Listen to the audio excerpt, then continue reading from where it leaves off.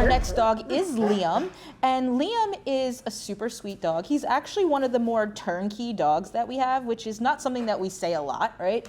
Usually they have a lot of things that they have to work on, and really with Liam, the main thing that he has to work on is just polite leash walking, because he's a big guy. He's like 70 pounds. But he loves a good dog bed. He actually came from a home where he lived with another dog. So he does really well with a canine friend. They would cuddle and play together. And then he also lived in a home with kids, which a lot of people ask questions about. You know, how is this dog going to be with my kids? And according to the information we've been given, Liam did really well with kids a variety of ages. He has a nice sit. He is very, very attention focused. He loves to have attention, and he knows paw as well. So he has a lot of great qualities, and he's a super cute guy. We've had him up in the front office a lot. He loves dog beds so much that we had a dog bed like pushed up against the side of the wall, and he just would like stare at it until I put it down on the floor for him, and then immediately plop right on the dog bed. So he loves those types of things. He just loves being in the company of people.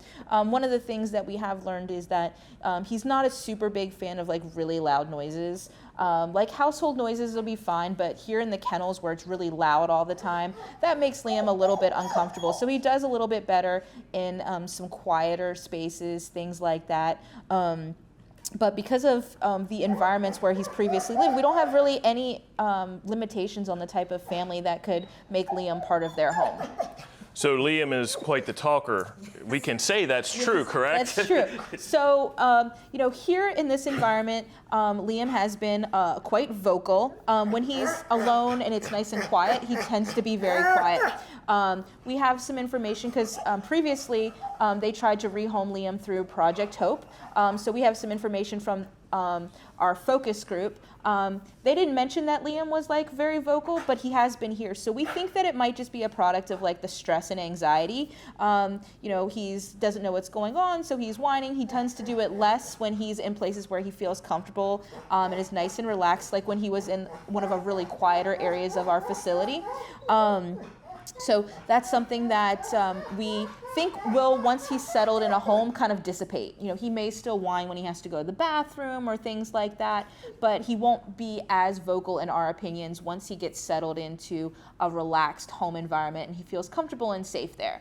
But it is something that, you know, his family will have to work through as he is getting more uncomfortable.